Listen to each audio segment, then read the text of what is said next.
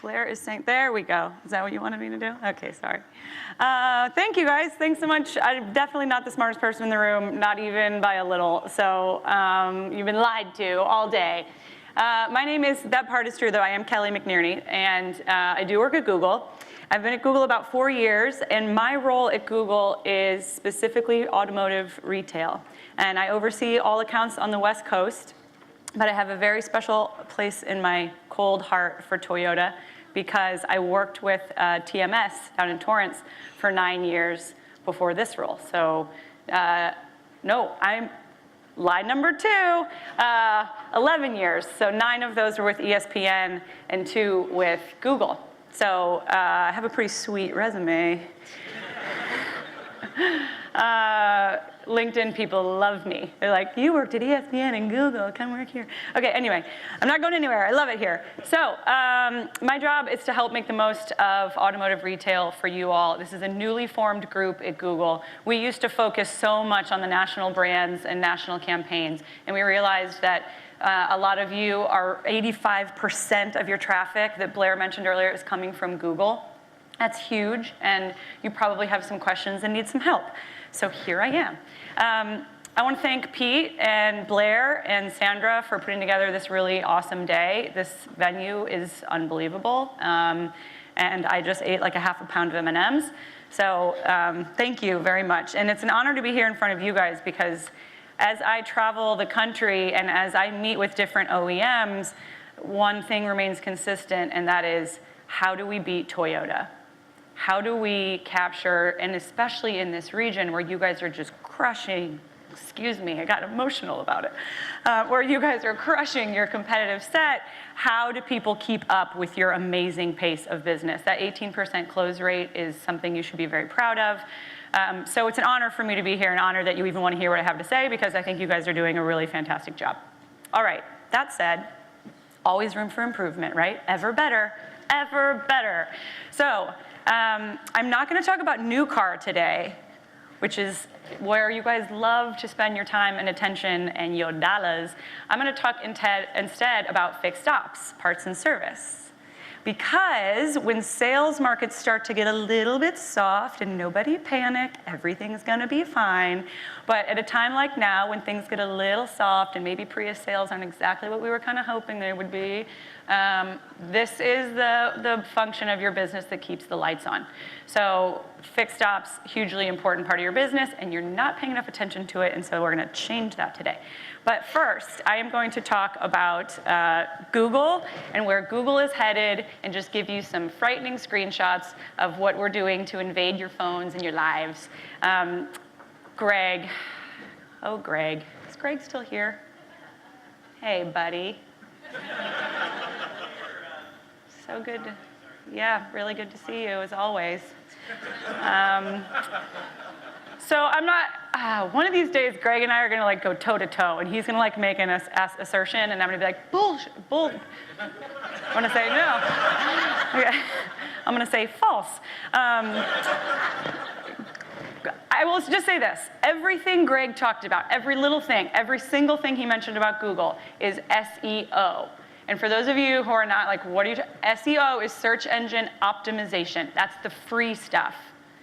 SEM is search engine marketing. That's paid media. He's right, I don't know anything about SEO. Nobody, and he's right, nobody at Google does. It is machine learning at this point. It's artificial intelligence. It's algorithm-based. So what he's talking about is the free stuff that appears below the ads. I just want to make sure that that is perfectly clear, because there are signals that go into SEM, the paid advertising, that are different from all the stuff he talked about today. So Greg was SEO, I am SEM. Cool. All right, and also, there is nothing that he mentioned about Facebook. There's all really cool stuff. There's not a single thing he mentioned that Google can't already do as well. So sit down, Facebook. Sit down. Okay. They're not here, so I'm allowed to do that. All right. I keep turning back like there's going to be something, and there's not. Okay. This is Larry Page. He's the founder of Google, and when he invented Google in 1998, right here in Palo Alto on the Stanford University campus, he set out to do this, create the perfect search engine. And the motto that drives this man and gets him out of bed in his multi-billion-dollar estate every day is, the perfect search engine should understand exactly what you mean and give you back exactly what you need. So in 1998, when his company was founded, this is personal computing. It was this big blocky PC that you probably had in one isolated room of your home. For me, it was the basement of our house in my dad's at-home office. And the computer knew nothing about you. It didn't know where you were. It didn't know who you were. It didn't know what kind of behaviors you were interested in. So fast forward to 2016, and we're now seeing over 100 billion searches every single month on Google, and 15% of those things we've never seen before. What does that even mean? Well, some of the things are new terms, like, Caitlyn Jenner wasn't a term in 1998, but it certainly is today. And there's other things like dealerships near me that people weren't able to search on a PC connected through an Ethernet cable in a basement. Nobody would understand, Google wouldn't have understood what that search meant at the time. Today, if you search dealership near me on a mobile device, because it's using the triangulated of the things that Greg was talking about, it knows exactly where you are. So there is a whole new batch of Google queries being generated by users, primarily on mobile, every single day.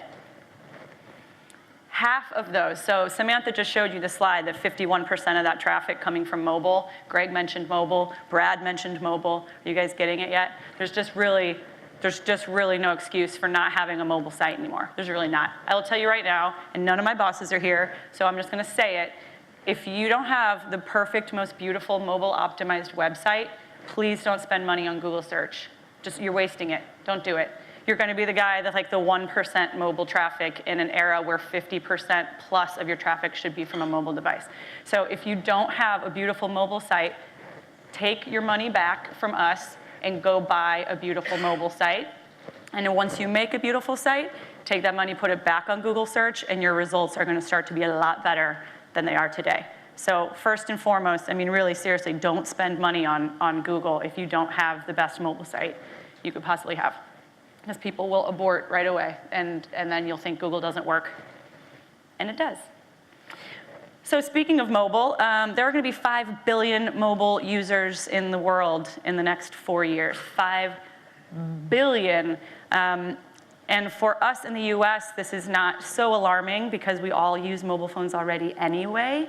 But for the rest of the globe, like this kid on the back of a bike, this has the potential to really, truly change the way that the global economy works, also just global citizenship. So imagine a world where a farmer in a third world country now has a mobile device and has access to accurate weather data.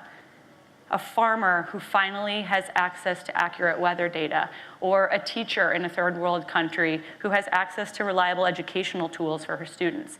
So the adoption of mobile and the expansion of Google and other web properties with that, this is the life-changing, global-changing, world-changing stuff. So we're really excited to be at the forefront of this mobile revolution. As a result of this, Google has invested very heavily in making sure that our mobile presence is as wonderful as it can possibly be. And going back to Larry's vision of know exactly what you mean and give you back exactly what you need. So today, if you search for who is the president, Google is starting to understand that there are people and things and relationships between those things. It understands that you're on a mobile device standing in the United States of America, and president probably refers to President of the United States, and that's a man named Barack Obama for the next 4 months or so. No, do math, Kelly. When is January? 6, 7? Thank you. That's embarrassing. Okay. He's a sitting duck president anyway. Lame duck? Sitting duck? Don't talk about politics with car dealers. Okay. It understands that he is currently the president, good or bad or otherwise, and then if you said something next as a follow-up, Greg mentioned this earlier, okay, how tall is he? Google search is starting to understand that you're talking about he being Barack Obama because you just searched for president. Also, it's not giving you tiny blue links to websites about barackobama.com. It's understanding that you want an answer to a question, because the perfect search engine should understand exactly what you need and give you back exactly what you need. So that is the mission driving us forward. Now, let's keep going, shall we? Greg already mentioned this, so I'll pass by, but your phone understands where you're standing, what you're next to. So if you ask how tall is it and you're standing near the Eiffel Tower, it knows you're talking about the Eiffel Tower and will answer how tall that is. But what about me? How does this impact your own personal life? Something called, within the walls of Google, personal search. So I am a heavy Google user, obviously. I work at Google, I use Gmail, I use Google Maps, I have an Android phone. But like Greg mentioned, why do I keep giving you so much press in my, enough with Greg. Okay, like other smart people not named Greg mentioned, even Apple users have that Google Now product. It's just the Google app, and it's incredible, and I'll show you in a couple of screenshots. So I can go to my little phone, open up Google, and say, when is my flight? And Google will list for me upcoming flights that I have. It knows this because when I booked that flight on United.com, it sent a confirmation email to my Gmail. I'm signed into my Gmail, I'm signed into Google, it's reading email to get flight information, and it's telling me when I ask Google search, when is my flight, it says departing at 4:10 from San Jose, gate 7. Unbelievable stuff. Now, sometimes the right answers don't necessarily need questions. Isn't that meta? Think about it. In Google Now, you don't actually have to type in anything. It just makes assumptions on things that you're interested in. For example, I often Google scores for the St. Louis Blues hockey team and the St. Louis, now Los Angeles Rams. And so now when I open the Google app, it just surfaces those scores for me, and I don't even have to ask. I got an airplane in Hermosa Beach, California, and I flew to San Jose, and when I open the Google app, it says, here's the weather in San Jose. What? How does it know? This is the consumer expectation these days. I don't even have to ask for my flight information. Now I open the Google app, and it shows me something that looks like this. Here's your flight information.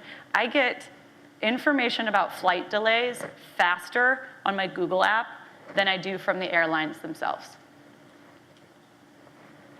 And when it says literal next steps, this is another super creepy feature in the new Google search environment.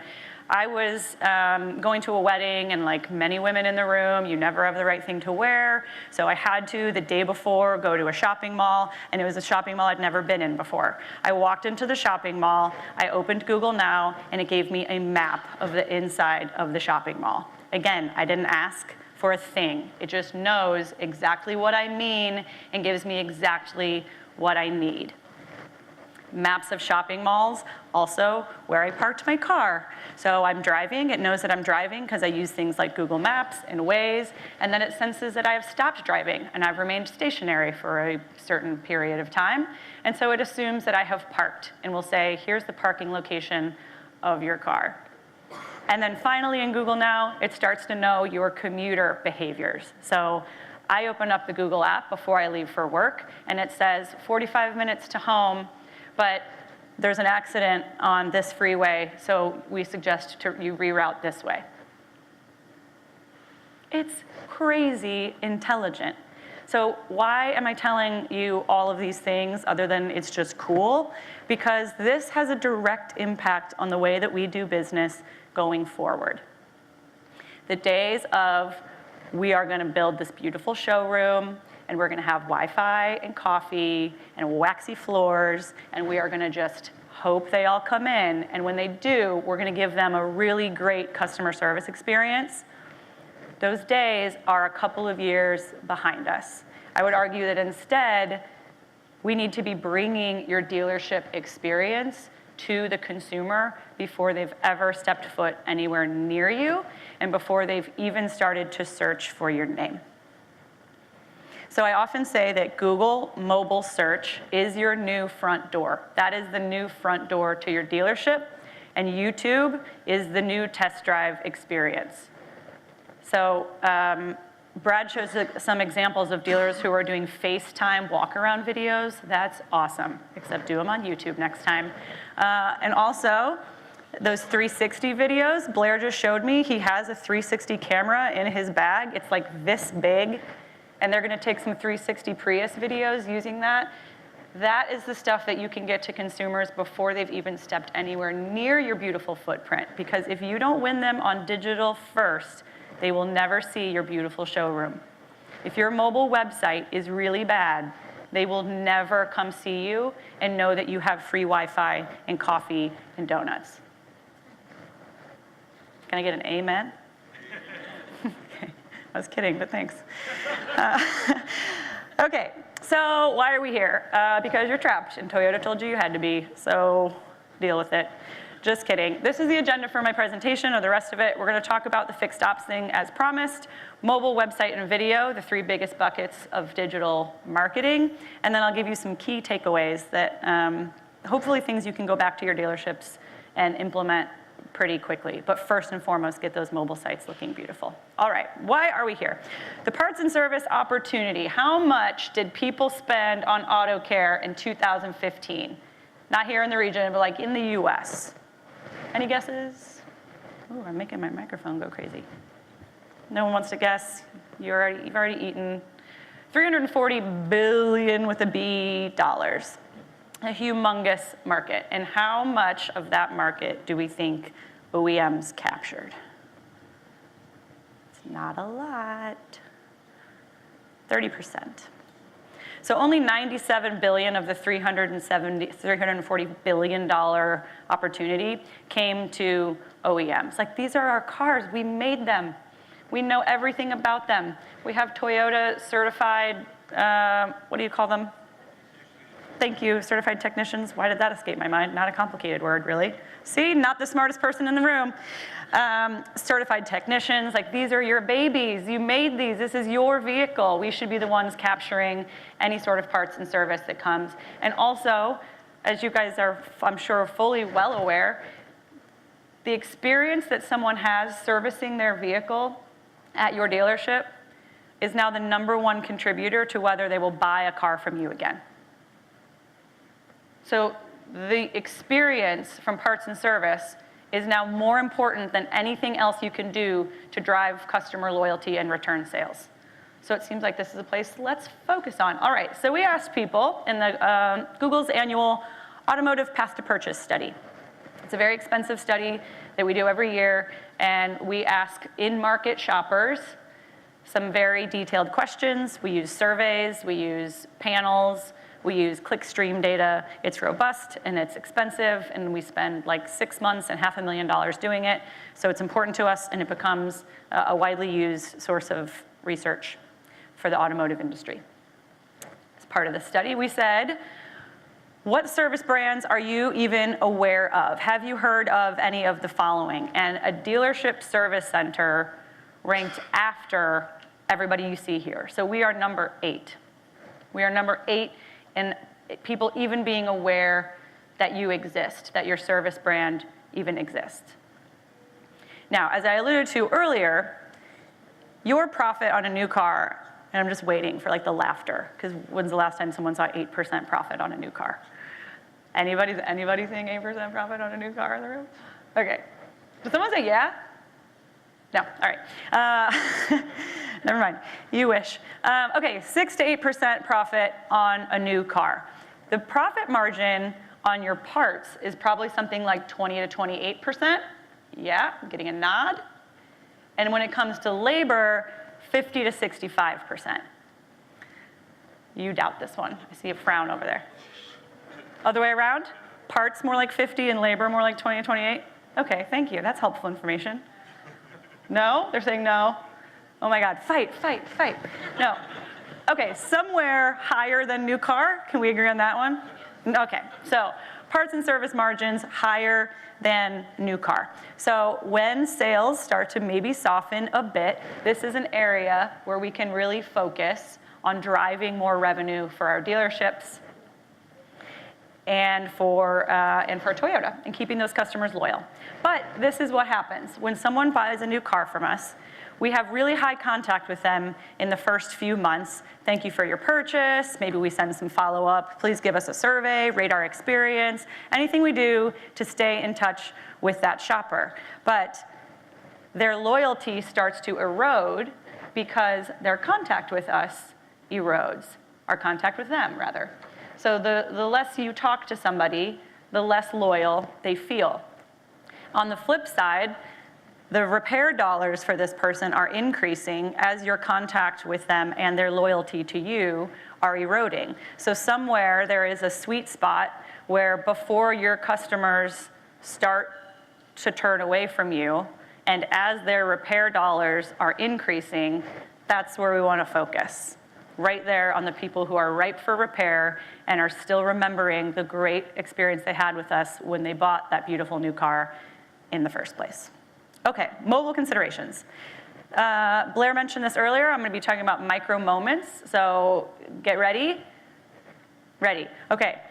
Micro moments is what Google is defining as the very small decision windows when someone is in line at a grocery store, waiting to pick their kids up from school, sitting at the airport, listening to me drone on and on. These are all micro moments where you pick up your phone and look for something more interesting to do.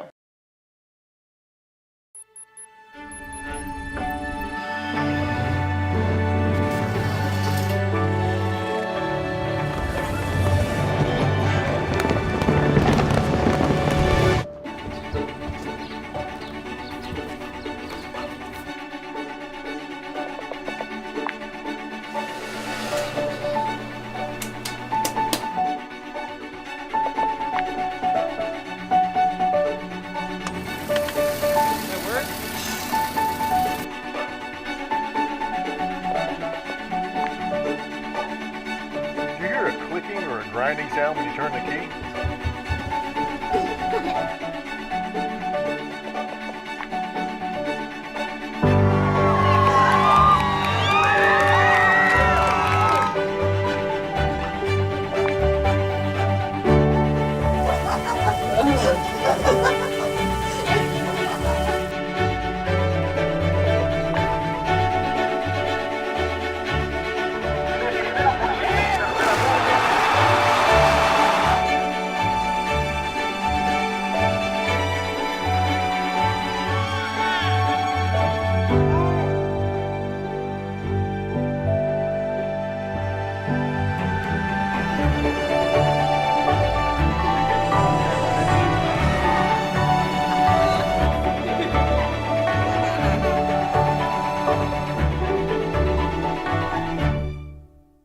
Every time with that dad and the tiny baby.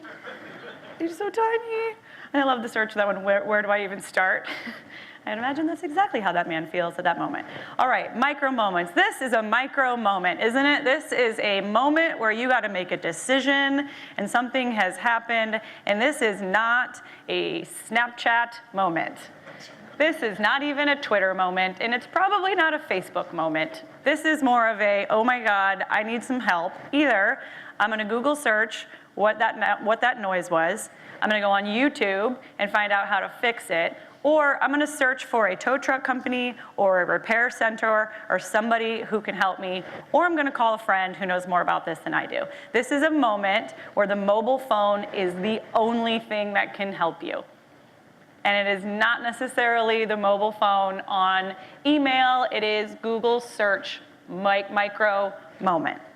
Let's take another one. When do you realize that you need service? When the check engine light goes on or when your car tells you. And where are you when you see the check engine light? In your car. And what do you have with you when you're in the car? Your mobile phone. So this is a micro moment where someone goes, oh, check engine light.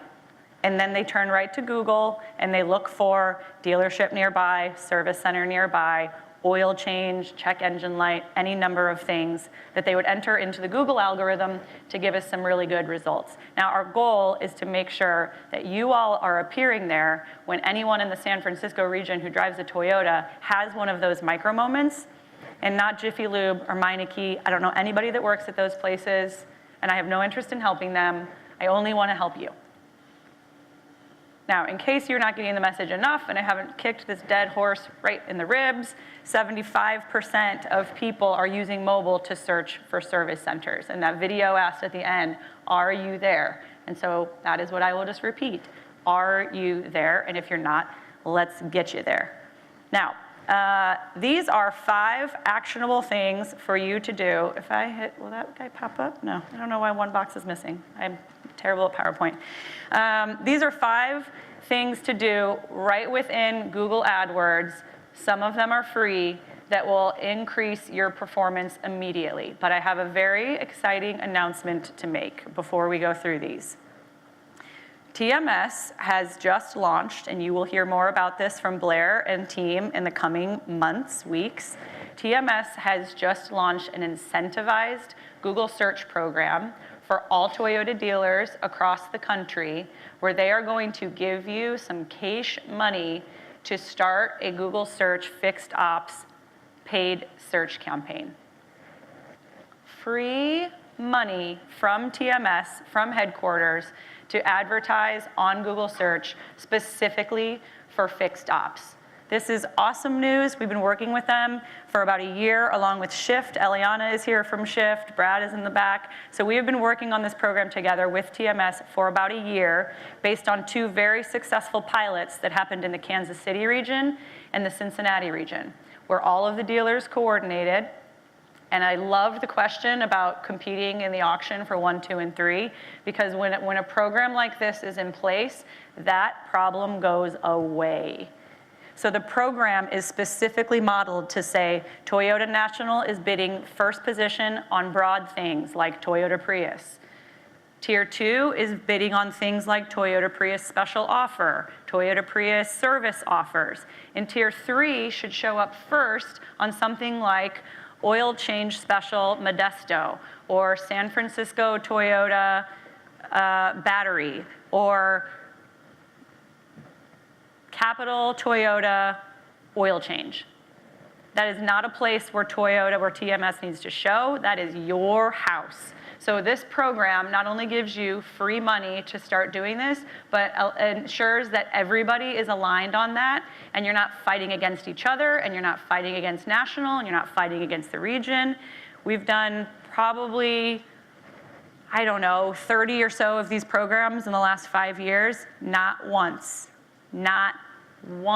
in 5 years has one of these programs ever had a negative result for the dealer body. Not once. Every single time, the cost of clicks or leads goes down, the ROs go up, and the bottom line to you is improved. Every single time. So I'm really excited, I'm sure you can tell. And you're gonna hear more about that program and the specifics from Shift and from Blair, launching September 1st.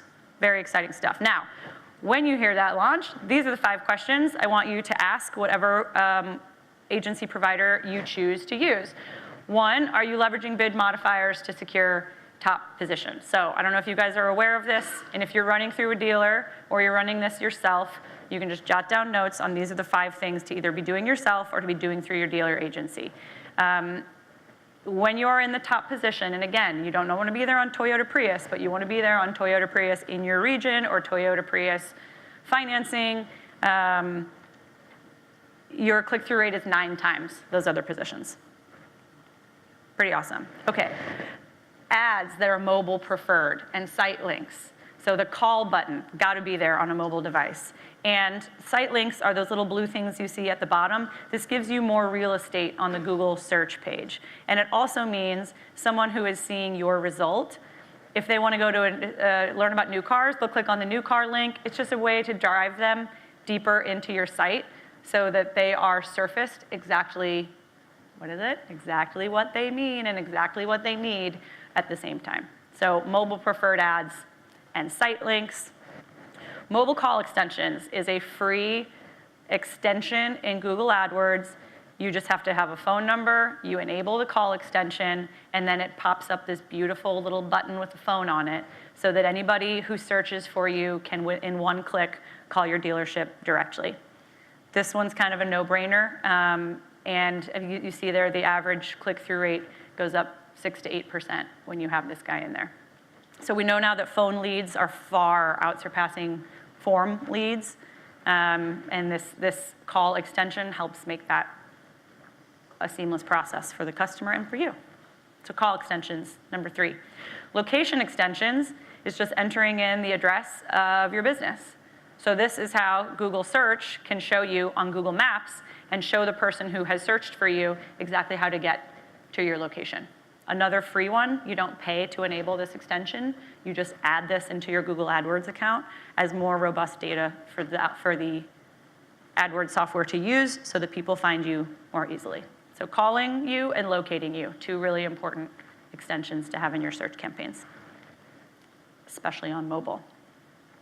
And then bid adjustments to reach nearby customers. Now, I do not recommend targeting, I don't recommend targeting customers sitting inside another dealership.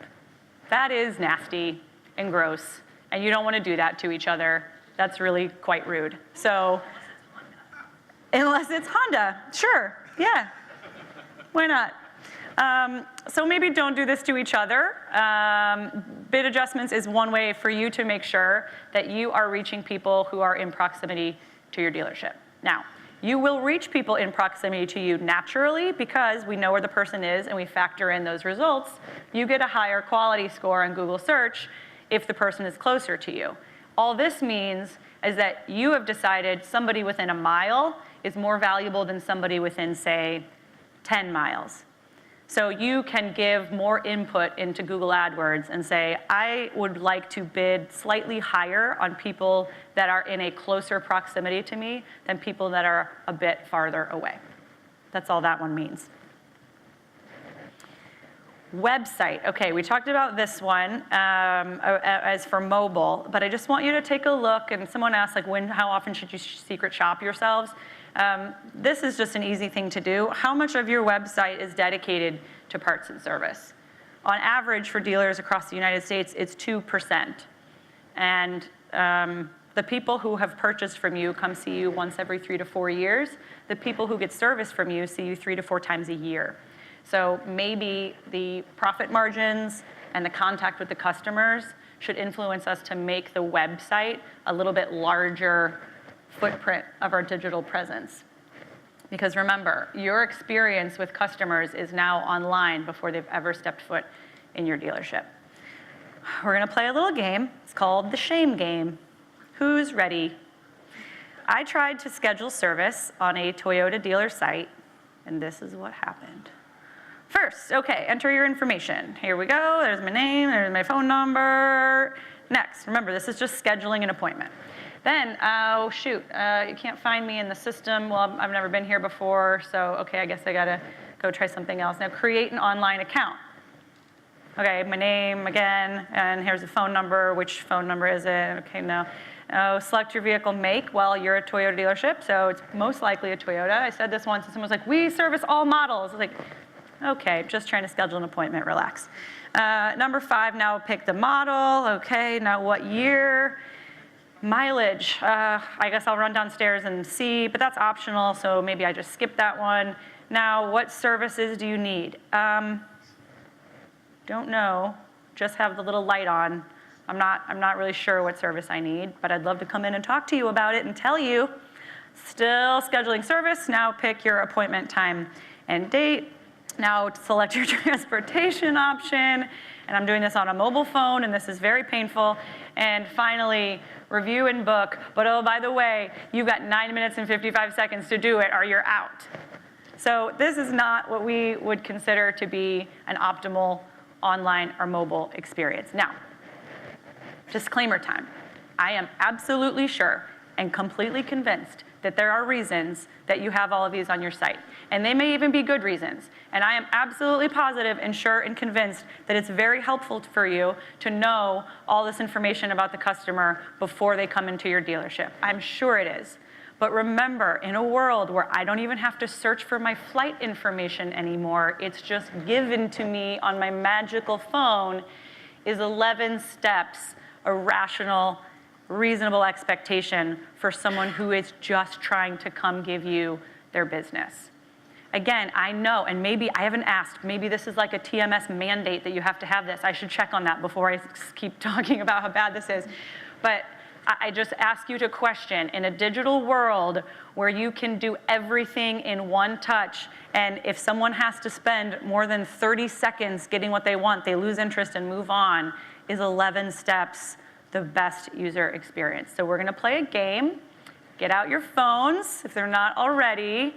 Go to your dealership site and schedule an appointment.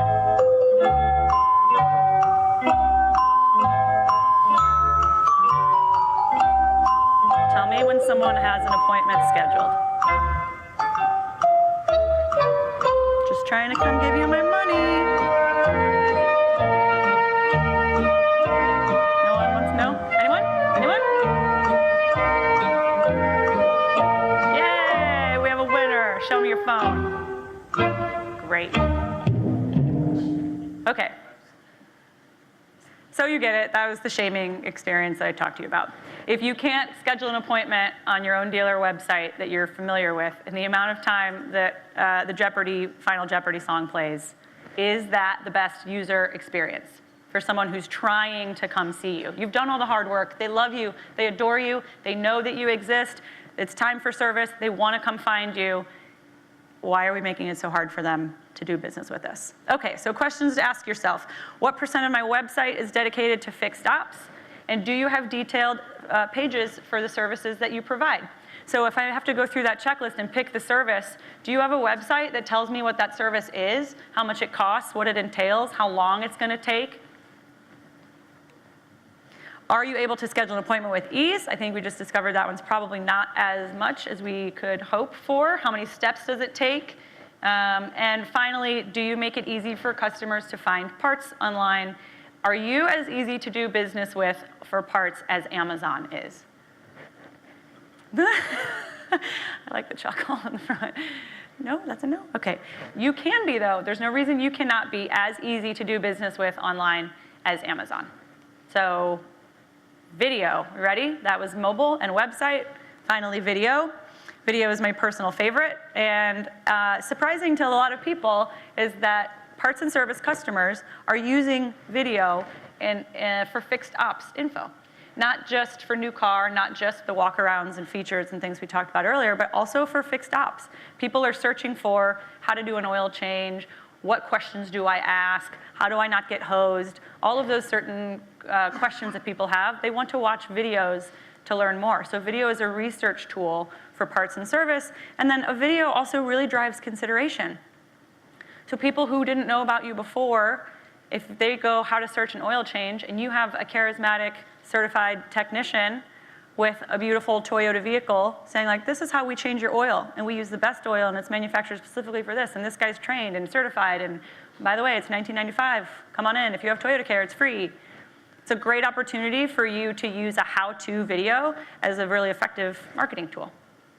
So these are some dealers that are using YouTube for parts and service. So for example, Honda Service in Austin, Texas. So Howdy Honda just shows his really cool service bay, and come on down and it's bright and white and clean and lovely, and we're gonna take really good care of you, and this is why our service is a lot better than, say, Jiffy Lube or Meineke. Now, I really encourage, let me back up before I go into this one. So oftentimes when we tell dealers to start using video, a lot of hurdles pop up, or you see roadblocks or reasons why you can't. You don't have a production facility. You don't have the budget to spend on someone to make videos for you. Luckily, we are now in the smartphone digital age where you need nothing more than a smartphone and a charismatic person at the dealership, and inventory. And you have all of those. You have inventory. I mean, I often tell people, like, you are better at creating videos than TMS would be because you've got all the inventory. You can do a walk around that feels really authentic and natural right there on your lot. So it's very simple, actually, to create videos for YouTube. There's even an app for all of you who said you were iPhone users earlier. It's youtube.com/capture. Is an app for iPhone that will record, edit, and post video all within an app. So pretty easy to make these videos, and you'll find that they are highly effective in getting people to learn and understand more about who you are. Record the video and then put it on your dealer website. Put it on your website parts and service page so that someone who comes there has a visual of who they're gonna deal with, who they're gonna talk to, how beautiful it is, and how you're gonna treat them very well. Now, once you create these videos, there is an ad product on YouTube called TrueView. Is anybody using TrueView or know what it is? Guys in the back. Yes. Yes? Okay. Here's what TrueView is. It's my all-time favorite Google product in the history of man, and if I had my own business, this is the one thing I would do. You make a video and you post it on YouTube and you set a bid just like you would in Google search. Now, I come to YouTube and I'm searching for like a Taylor Swift video, and right before my Taylor Swift video comes on, I get an ad. And these are the ads on YouTube that the skip ad button pops up in the lower right, and you hit skip every time. I know you do because I do too, because if the ad is not interesting to me, I'm not gonna sit through there when that beautiful skip ad button is just calling my name, saying like, you're free, you don't have to sit here and listen to Lisa Mormon. So this is an insane business practice on YouTube's part because we are giving you the choice to just skip advertising. But the reason this works is that we have so many billions of views of YouTube videos that there are enough people who are interested in what you have to say that we can still make a meaningful connection with consumers for you. So you upload the video, and it is about, I just keep using capital, but let's say it's about Capital Toyota and their parts and service, and I'm trying to watch my Taylor Swift video. If I hit skip, you don't pay a cent. Not a penny, not a cent. You pay absolutely zero for anyone who skips your ad. It costs you nothing. It's free to make, it's free to upload, it's free to post on YouTube, and I skip it free. If I don't skip it, if I am given the choice to skip and choose instead to watch, it's a pretty big signal that I'm interested in what you have to say. So then and only then, if I sit through the entire video without skipping, then you are charged by YouTube for that view. The view is usually between 8 and 12 cents. So you run a YouTube campaign targeted to your market, targeted to people who are, targeted to people who are in market for parts and service in your region, and then you show them a video of how wonderful your service bay is and how smart your technicians are. There are ads you can't skip on YouTube. Those are bought on a cost per impression. And those are just a total different billing model, most often used by movie studios because they're trying to get mass reach for a movie. They have like 4 weeks to launch a film, and they don't want you to skip because they need everybody in America to know that like Ghostbusters with the ladies is coming out. The Lady Ghostbusters is coming out. So yeah, those are annoying. I hate them, I do, I really hate them. But I sit through them because I work in advertising and I probably should. Okay, now similar to something you guys might be familiar with at Facebook called, I don't remember what it's called, but Google has something called Customer Match. So this works across Google Search, Gmail, and YouTube. All you do in Customer Match, upload your CRM data in an Excel spreadsheet, say, these are these are people who have bought a car from me in the last 24 to 36 months, so I know they're probably due for service. So here, Google, go and spread the good word. And on Gmail, Google Search, and YouTube, we will run your ads targeted to those people specifically.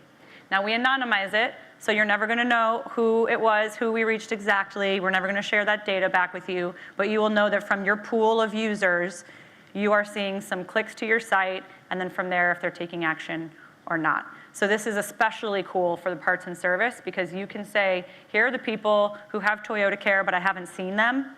So can we please send them a Toyota Care message on Gmail to say, hey guys, you have free service waiting for you if you just come on in? Or these are the people, remember that like loyalty erosion and repair order increasing right there in the 24 to 36 window? Or let's say BOGO, like if you guys, when you guys have your tires event in October, or is it November? October, when you have your buy three, get one free tires event, specifically to people who purchase from you in like, I don't know, how often do you need new tires? Every year or something? Here you go, here's a note, are you aware, all of my beloved customers, that we have this event. And again, that's on Gmail, search, and YouTube. Then you can say, all right, these are my new car people, I already have them, I need more people like them, and we will create an audience of people who exhibit the similar behaviors online as the people that are already your loyal customers. And that is called those similar audiences. So Google, YouTube, and Gmail all getting roughly 1 billion plus users a month. And you target them once you've created all those beautiful YouTube ads. Okay, so do you have parts and service videos at all? Have you made any? Do they live on your website and on your YouTube channel? Are you running paid advertisements behind those videos, or are they just organic? How are you targeting customers? You can use your existing customers, try to find new ones. And then how are you being charged for video ads? So I ask that one a lot because most companies, you pay for a very small view. You pay if someone just like scans past your video in a feed. You pay, you force someone to sit through it without skipping, and you have to pay. So we think it's most beneficial to you all and also to us that the user gets to choose if they want to watch the video or not. And that way you know that you're not wasting video investment on people who aren't interested in your message. So since I started talking, there were 313,000 auto searches on Google. That's a fun stat for you. And here are the key takeaways. Those consumer expectations are just going to continue to rise. In a world where I no longer have to ask Google questions to get the perfect answer, customer expectations have been increasing, and they're only going to get worse. So let's make sure that we're customizing those mobile ads to micro moments. When you see the blinker, the blinking light in your car, when you're on the side of the road, mobile is where people go first. So we need a really beautiful mobile website where they can easily schedule service, and then some mobile ads to drive people to those sites. Organize your website and your marketing budget with your departmental revenue. If you're making far more profit from parts and service, maybe it's time parts and service got a little love from your websites and also from your marketing investments. And angels from heaven come down, cue the wings. Toyota is going to help you guys do that starting September 1st, and they're going to put some skin in the game and give you some money to start organizing your marketing budget for fixed ops. Finally, online video, driving that consideration that I talked about. So someone's never heard of you before, they see a video about you, and suddenly you've got an interested customer. And Customer Match is a really smart, fun, cool way to target people on 3 of the internet's largest platforms, Gmail, Google, and YouTube, and make sure that you're only getting the customers that you have data for. So really smart targeting on those 3 platforms. Okay, questions? Has Google done any studies to see how many clicks it takes to get a parts and service conversion? And I don't know why I repeated the question, because I don't know the answer. What do you mean how many clicks it takes to get it? Like once they're on your site, how many clicks until they convert? Well, if you make them go through 11 steps, like 15 clicks. I'm just kidding. I'm just kidding.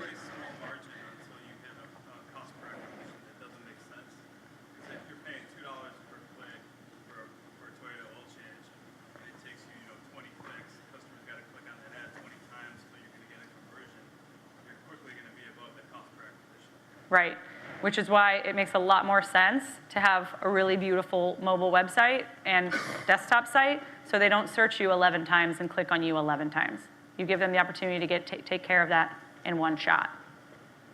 And then this new program that's rolling out will also help with that.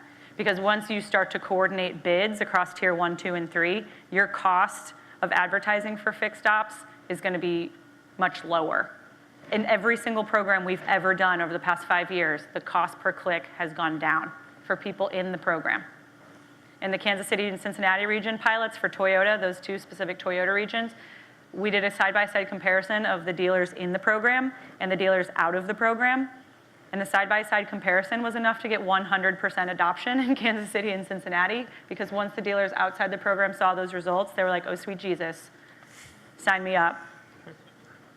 ROs went up, costs went down. So a lot of times if you feel like you have a really high cost per click on Google search, it is potentially because you are exactly what you alluded to earlier, inflating each other's bids. So when you coordinate and play the team sport instead of the solo sport, everybody wins. Yeah. From Brad, from Shift. Better be a softball, buddy. Yeah. Most dealers are using a provider for a lot of this stuff, and you take it for granted that they might be doing it.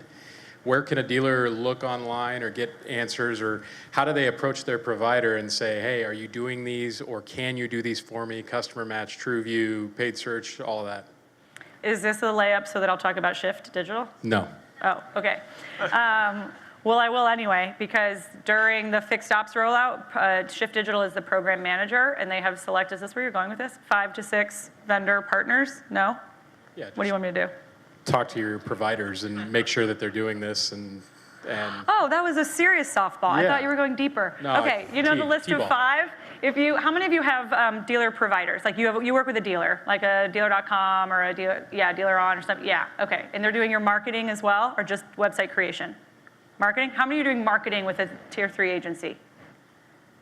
Okay, and the rest of you are doing it in-house? You have like a specialty or a specialist? Like your nephew or something? He just graduated college. He's on Instagram. He must be qualified to do this job. So if you have a dealer agency, I encourage you to take this list of 5 questions and just hand it over to them and say, are we doing all 5 of these things? Like really ask them. Say like, the crazy girl from Google asked me to ask you if you're doing all 5 of these things for my business. And if they're not, then they should start. And if they are, kudos and stick with them because they are a great partner. How'd I do? I feel like I nailed it. Yeah.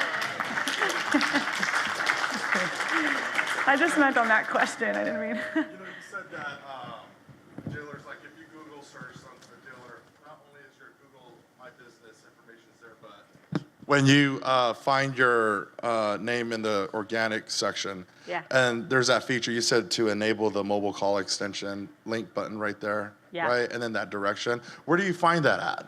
So that is not in organic search. That is in paid search. So Oh, that's that's a the paid yeah. search thing. Those are the marketing ads.